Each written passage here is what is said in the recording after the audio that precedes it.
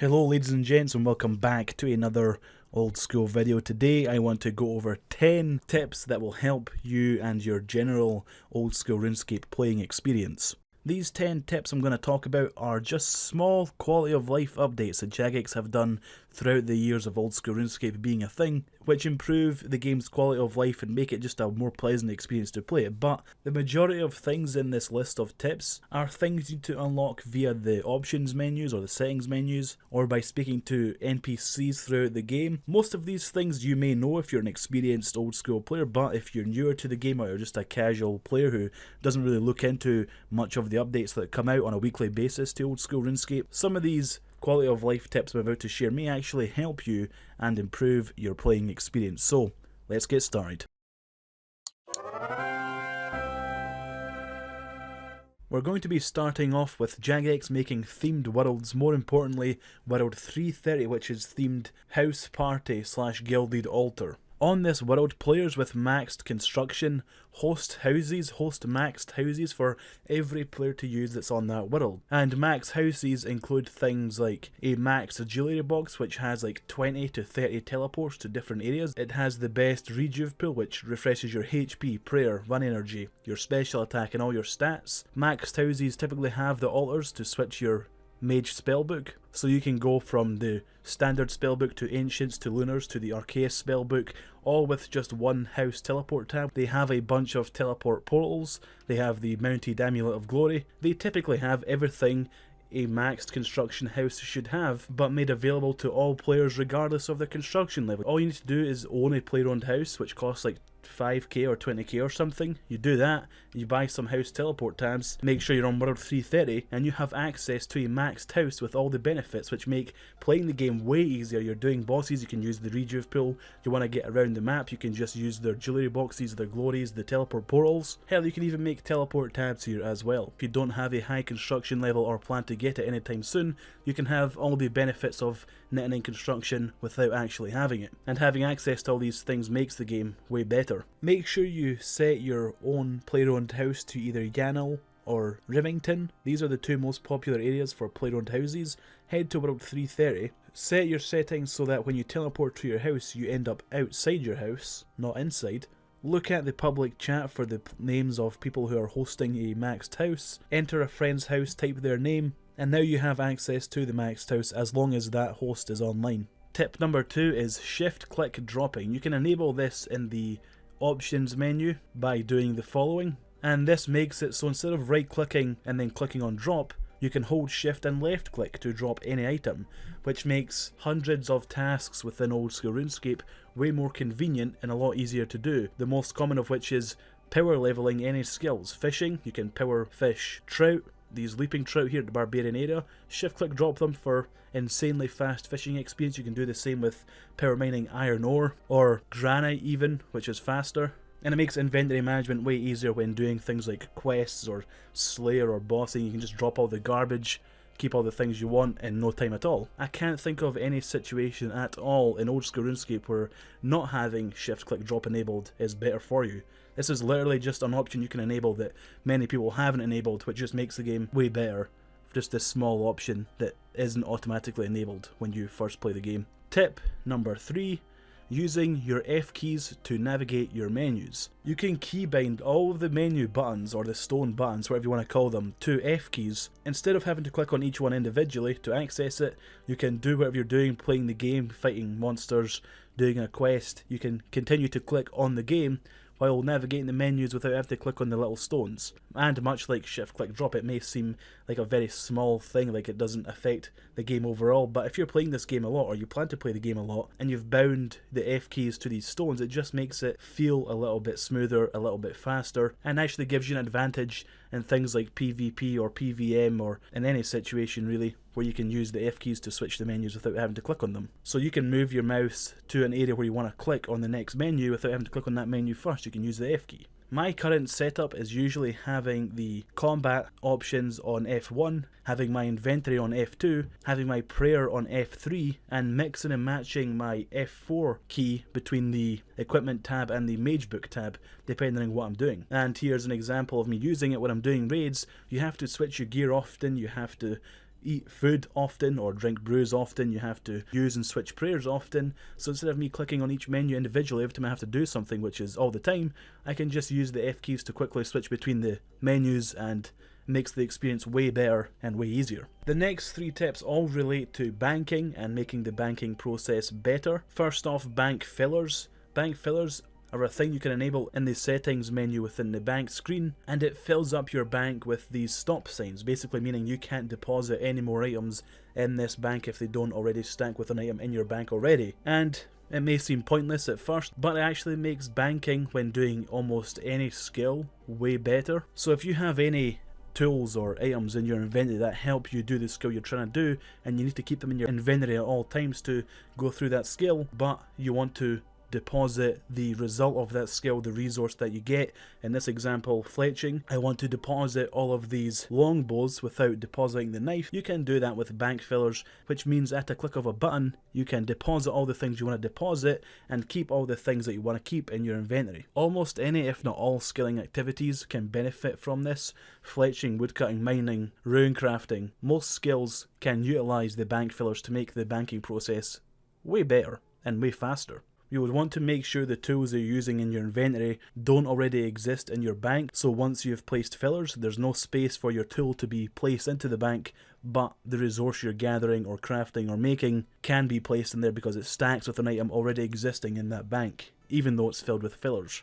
And that's sort of how it works, and it's very, very handy. Our next banking tip is using placeholders. Utilizing placeholders is a great way to keep your bank organized so you know where everything is, you know where your best armor is, you know where these potions are or these teleports are, because they've been held in a place in the bank, so even if you were to withdraw them, then deposit them, they would be placed back in the exact same location they were before. Enabling placeholders, then withdrawing items, will leave a ghost of that item in the slot it was in, so then when you go to redeposit it, it takes up that slot once again, and nothing else will. So I'm going to take out my melee gear setup, then when I'm done with Slayer, I can just hit the deposit button and they all go back into the exact same place. So next time I get a Slayer task that wants me to use melee, I know exactly where the items I need are, and I can sort of memorize that and make the banking process even faster. Placeholders can also be used to set up your potions and organize them better so you know where they all are. Same with your food, even your teleports. So I do recommend using placeholders for the items you use a lot and you plan on using in the future. If you AFK a lot, you may find this final banking tip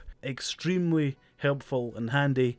If you AFK a lot and get logged out and you log back in a few minutes later, then you have to use a bank, you have to put your bank pin in, and it's one of the big reasons people don't actually use bank pin. They sort of leave their RuneScape account a little bit more exposed because the hassle of putting in a bank pin all the time every time you log in, it's a bit of a pain in the ass. But you can actually change the logout behaviour for the bank pin to remain unlocked if you're only logged out for 5 minutes.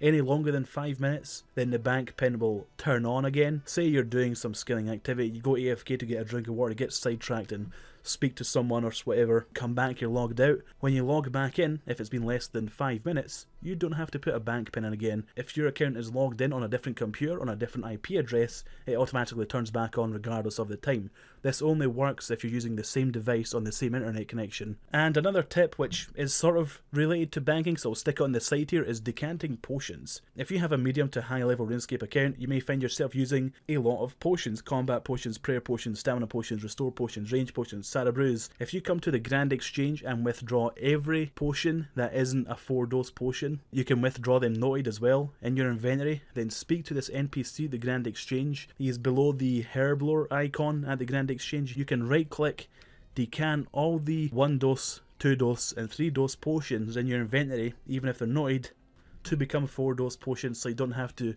organize them yourself. So if you find yourself with only like 2 or 3 Sarah Brews left at max dosage, but you've got a bunch of 2-dose and 3-dose and 1-dose potions lying around, withdraw them all, decant them, and you'll find yourself with more 4-dose potions without actually putting in any effort to organise them. You just use this NPC here. Next up on the 10 tips that improve the old school experience, we have hidey holes, aka stash units. If you're a clue scroll connoisseur like myself, You probably know these exist, and this is probably old news, but a few months back Jagex released an update which are hidden storage units you can create using the construction skill to store emote clue outfits. If you've ever done clue scrolls, you'll know that there's some clues where it tells you to go to a location, do these emotes wearing this outfit, or a random assortment of clothes. With these hidey holes, you can take those clothes there, create the hidey hole located near that emote clue location. It's usually a rock or a hole in the ground or something that you have to build using 2 planks,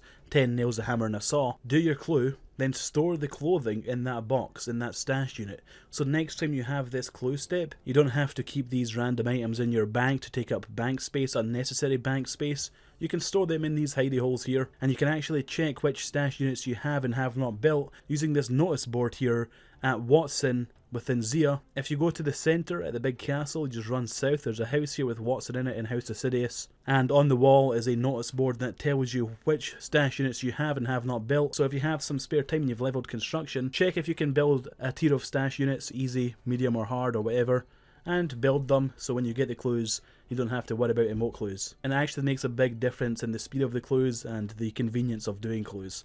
Our second last tip is smashing vials. This was a more recent quality of life update that came to old school RuneScape that you can unlock by talking to one of the barbarian guards at the agility course within the barbarian outpost. Talk to them and you can unlock the barbarian smashing vials technique, which means when you finish potions, instead of being left with empty vials in your inventory, clogging up your inventory, making it harder to manage your inventory, they just disappear because you've learned how to smash glass somehow from a barbarian. You didn't just know that already, but actually it makes doing Slayer, doing bosses way easier because you just don't have clutter in your inventory. So inventory management's easier, which makes the boss easier because you have to worry less about what's going on in the inventory. Unlocking this Smash Vial feature actually requires the completion of the Bar Crawl mini quest. If you come here and speak to the Barbarian Guard and go through the dialogue, he'll give you a Bar Crawl card. Just complete it. You just visit all the pubs throughout RuneScape, then come back and unlock your Smash Vial feature and enjoy. And last but certainly not least is ammo management using the tutors in Lumbridge. Speaking to the magic and range tutor in Lumbridge can make it so any ammunition, which are ruins or arrows and darts and those types of things, automatically get placed into either your ammunition slot in your equipment tab, into your blowpipe or into your rune pouch when picked up off the floor. Before you enable this option, when you pick up runes that already exist in your rune pouch, they would be placed in your inventory regardless, and any ammunition like ranged ammunition that you pick up that are already equipped in your ammunition slot or your blowpipe would again be placed in your inventory. But now with this option set, when you pick those up, they automatically get placed into the correct location, your rune pouch or your blowpipe or your quiver slot, your ammunition slot, which keeps your inventory cleaner. It means there's less inventory management you need to do during your Slayer task or during bossing. And once again, like most of these tips I've covered, these past 10 tips, they're pretty small and in the grand scheme of things seem very pointless or meaningless, but if you're to enable most if not all of these quality of life tips and use them throughout playing the game, it makes the entire RuneScape, old school RuneScape experience cleaner, way cleaner. Some of these updates RuneScape 3 doesn't even have. So the old version of the game now has features that improve inventory management, that improve your banking, and make switching menus and dealing with all these interfaces way cleaner because you have so much quality of life content that you need to activate or enable via the settings or by speaking to certain NPCs that not many old school players actually utilise. And that's it for these 10 quality of life tips that hopefully help improve your old school RuneScape experience, because in the end, old school RuneScape is a game from 2007, 2006. It just feels old-fashioned, and going through all the interfaces and the menus and the banking, it's all one clunky experience, and all of these quality of life updates brought throughout the years of old school's existence has certainly eased that process. But many of these quality of life tips and options aren't automatically enabled for new accounts, so hopefully this video has informed you of some of these that you didn't know about and will hopefully help improve your experience, guys. So thank you very much for watching. If you enjoyed this video, feel free to leave a rating and or a comment, as it helps me gauge whether or not it's an actual good video, and hopefully I see you next time.